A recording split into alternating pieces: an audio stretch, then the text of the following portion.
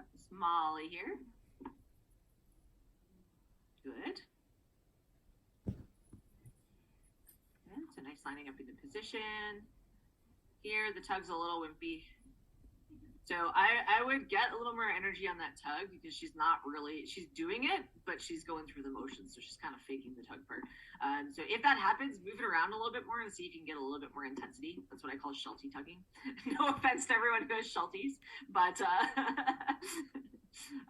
yeah, I call it sheltie tugging because they tend to do a lot of regripping stuff. So we have to push that intensity just a little bit. That's better. Right, and yeah. Okay, and then one thing to watch for her, just timing-wise, you want to get your feet are the future. So that one was better there. Go back here.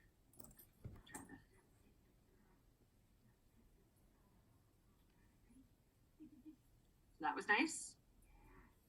So feet were going where you need them to. And then when you start to put multiple in a row, so here, that was like waiting until she was already going around. So as soon as she's approaching, turn your feet, and you can always step back to show her just so that she knows where that turn is. Same thing here. She's going around, you're still facing forward.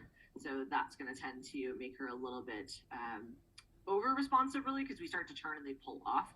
But on a jump, they need more information than on a cone. So on a cone, you can get away with it. On a jump, they actually have to choose their takeoff spot. So it's more training us than for them. Good. Good. Good. And one thing I would watch there, just keep that hand low. You're wanting to go up above the cone. And the problem becomes with that when it becomes a jump is that if they're going to watch your hand, they have to look up, which takes their attention off the bar a little bit. So you just want to go a little lower with that arm. So basically you're pointing to where she would be going around it. Good. The turning's much better though.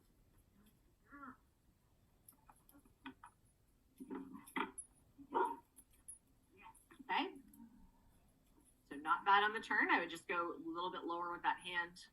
Actually, probably around like waist or knee height.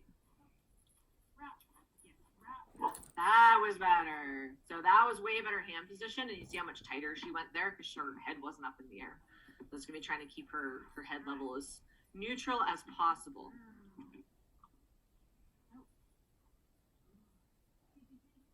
Yeah. And again, a little bit lower with that arm.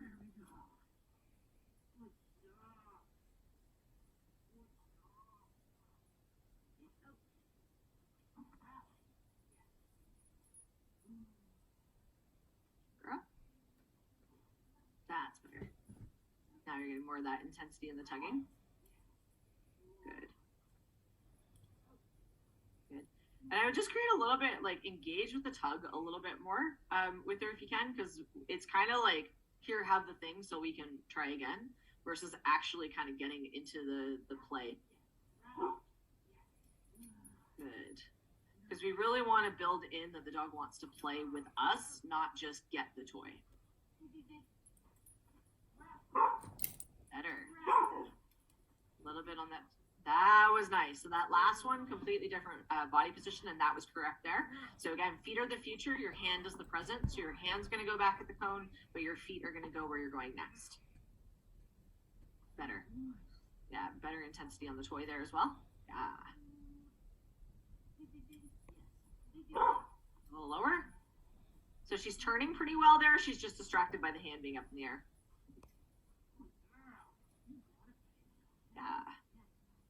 A little bit more.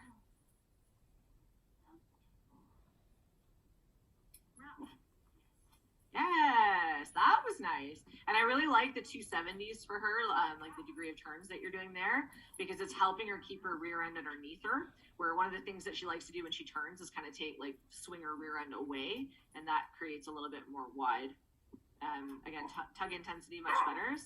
So just as subtle with the hand as you can be, like you just want to give a little bit of a push down, because I feel like the hand is actually more distracting her. Yes, that was lovely. Again, just get those feet all the way around. Better. So the last one was nice there. So it's going to be the feet being the future. Good. So much better turns. Again, just watch that hand because it's kind of going up above your shoulder there. But the turning much better. That was a better one. So as little hand as you need. Okay, so she's a little wider on that one. And if they tend to go wide, one of the things that does tend to help as well is just bringing that hand low. Good.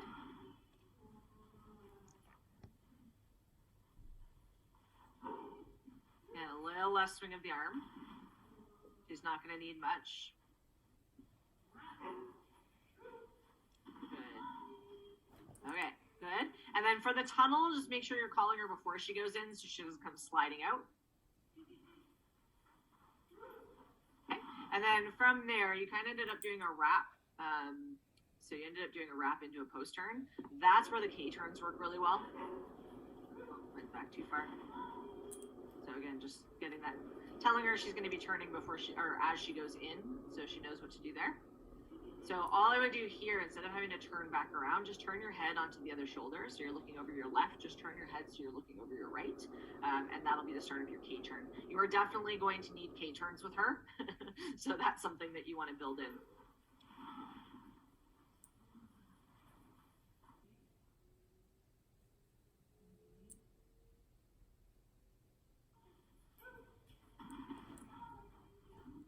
Okay. Yeah, that was just where she banked out of the tunnel. So she came off kind of the outside edge. Okay. Okay, and then that there too, even if you have your toy in a long line, start to toss it because she's starting to come out of the tunnel staring at you versus looking for the obstacle. So you can just put your toy in a line if you need to. Okay, and again for your tunnel breaks, I actually have a video I'm editing right now of Lush doing some tunnel breaks, and it's just the timing. So you want to show her before she goes in. So I'll be posting some of my own training shortly. Right, she's just doing a little bit of head checking on those lines. So instead of like driving straight ahead of you, she's waiting for you to catch up. So she's turning back a little bit. So that's just reward placement. Good, nice independence there. That was beautiful timing. Good. There, she just got stuck staring at the toy. But the wrap on the jump was lovely. That was super nice. Yes, that was it. So beautiful. She put in that nice little short stride there. And again, hand position totally up to you. I often will tend to use the inside hand versus crossing my body because I'm not super flexible going side to side. So I use a lot of inside hand with my particular dogs. So you can do what's comfortable for you there, but that looked really good. And then just a little lower with that arm. Right, because it's coming up above the wing, so you want to like. I was trying to aim kind of for the bar. I mean, it's a really low bar at this point, so I'd probably be like 16 inches. So aim at the 16-inch mark. Okay.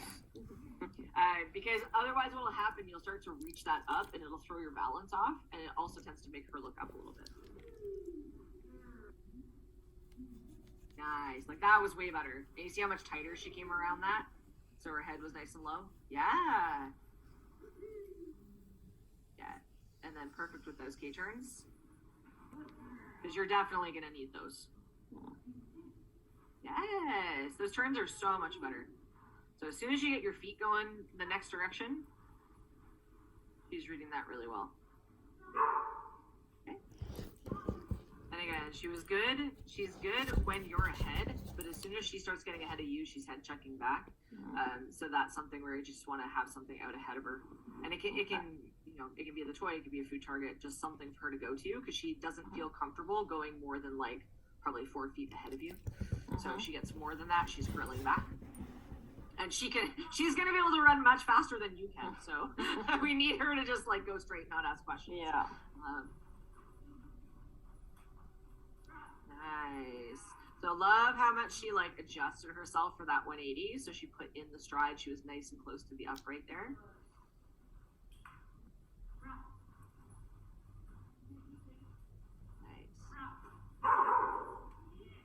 Good. Beautiful. Much better. Yeah, that's it. Much, much better body control. Like she's not sliding all over the place now. Here, this would be an example of just, again, feed her the future. So you see how she's coming around the cone and you're still facing her. So you're giving her the same information she already has. So that's just getting used to that timing, because that's, I think, what made her look kind of uncoordinated before, because when you get your feet going, like she's reading you really well. Like here, we just want to get those so that as her head's going around, so basically like one stride sooner. So as her head's going around the cone, that's when you're looking like this, versus when her head's coming like face. You see how she's looking at you? She's like, where are we going? So she's following you really well, but that will help her engage her rear end more. Okay. Good. That was good. That's a tough lead change, and she aced that. Good girl. Nice.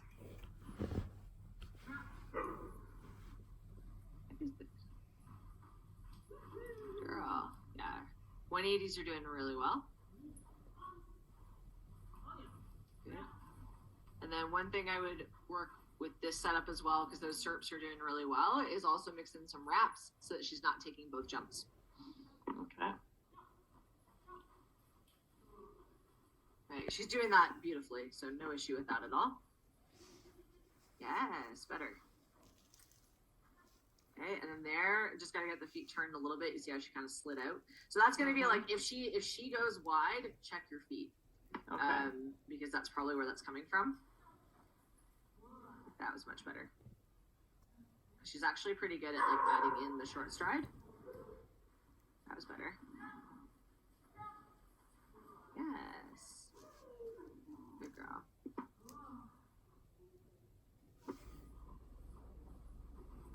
Okay.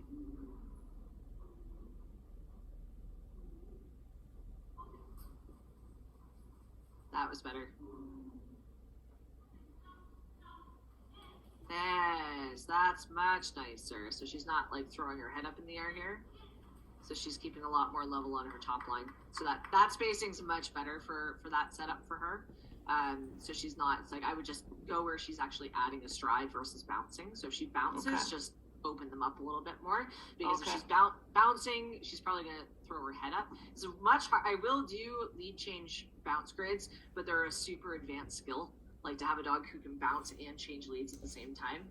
I don't do that with young dogs because they usually just don't have they don't quite have the body awareness to be able to pull it off nicely, so they tend to compensate for it physically. So just make sure that she's adding a stride in there. If you start to see bouncing where she hits the ground and is lifting at the same time, then just spread them out a little bit.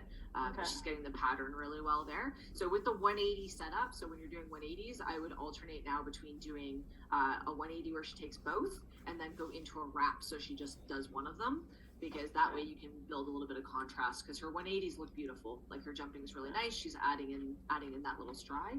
And then again, if she slides or she goes a little bit wide, just check your feet, because you want to be feet need to be going where she's going next before she actually takes the current thing. So if that's a cone, I do it as their head is going around the outside of the cone. So when they first start to make the bend, not when they're fully around the cone, but when they first start to go around it.